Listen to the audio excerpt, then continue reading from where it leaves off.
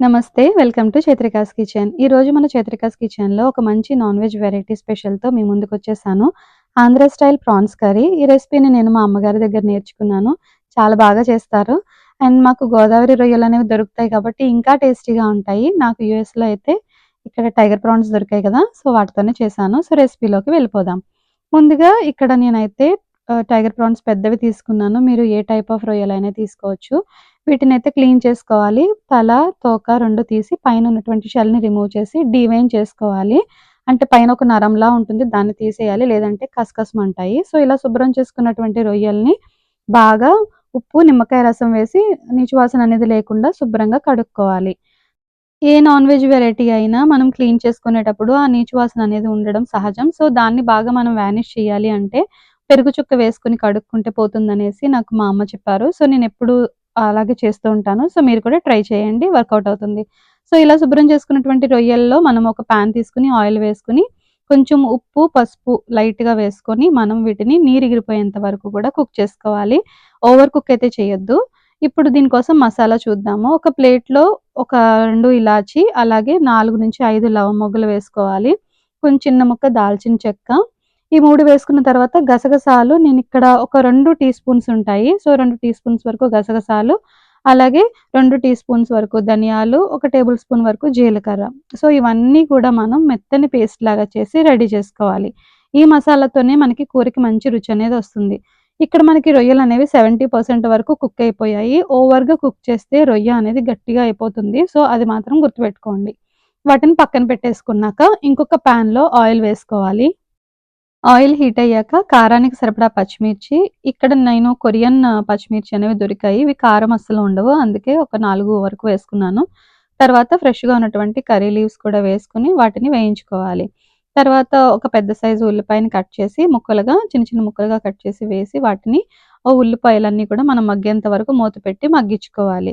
So, ఉల్లిపాయలనేవి మనకి ఈ రకంగా మగ్గిపోయిన తర్వాత ఒక టేబుల్ స్పూన్ వరకు అల్లం వెల్లుల్లి పేస్ట్‌ని కూడా వేసి పచ్చి వాసన పోయేంత వరకు మనం ఉల్లిపాయల్ని మగ్గించుకోవాల్సి ఉంటుంది. సో, ఇవన్నీ మనకి లో టు మీడియం ఫ్లేమ్‌లో కుక్ చేసుకుంటే సరిపోతుంది. సో, మనకు ఉల్లిపాయలు మగ్గేలోపు మనం మసాలా పేస్ట్ అనేది కూడా రెడీ చేసి ఉంచుకోవాలి.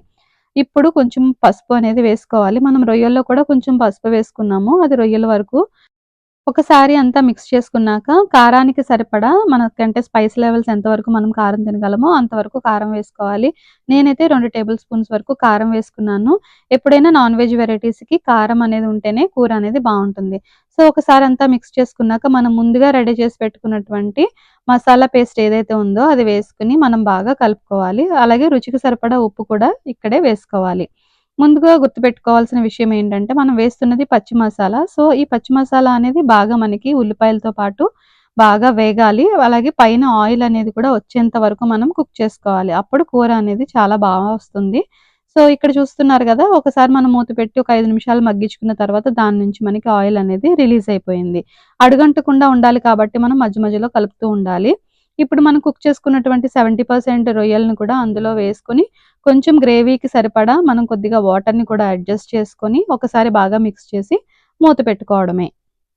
ఆల్రెడీ కుక్ చేసిన రొయ్యలు కాబట్టి ఎక్కువ అవి కుక్ అవ్వడానికి టైం కూడా పట్టదు. అలాగే మన మసాలా పేస్ట్ కూడా ముందుగానే మనం కుక్ చేసేసుకున్నాం కదా!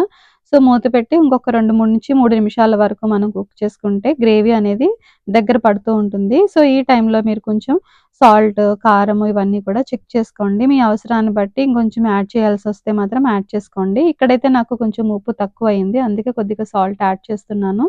సో, ఒకసారి సాల్ట్ అది అడ్జస్ట్ చేసుకొని సీజనింగ్ అది చెక్ చేసుకొని మీరు బాగా కలిపి మూత పెట్టి కుక్ చేసుకుంటే మనకి ఆంధ్ర స్టైల్ ప్రాన్ కర్రీ అనేది రెడీ అయిపోయినట్టే. ఈ కూర చాలా బావుంటుంది. ఇంకా ఫైనల్‌గా కొత్తిమీర కూడా చల్లేసుకొని ఒకసారి మంచిగా మిక్స్ చేసుకొని ఇంకా మనం డిష్ ఔట్ చేసేసుకోవచ్చు.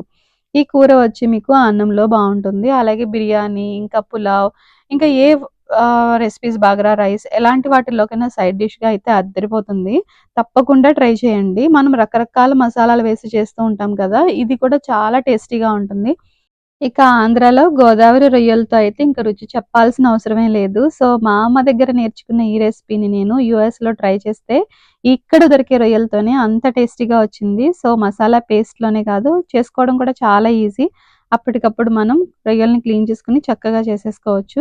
ఐ హోప్ ఈ రెసిపీ మీకు నచ్చిందనుకుంటున్నాను. మళ్ళీ మరొక మంచి వీడియోతో మీ ముందుకు వస్తాను. Until then bye. Take care.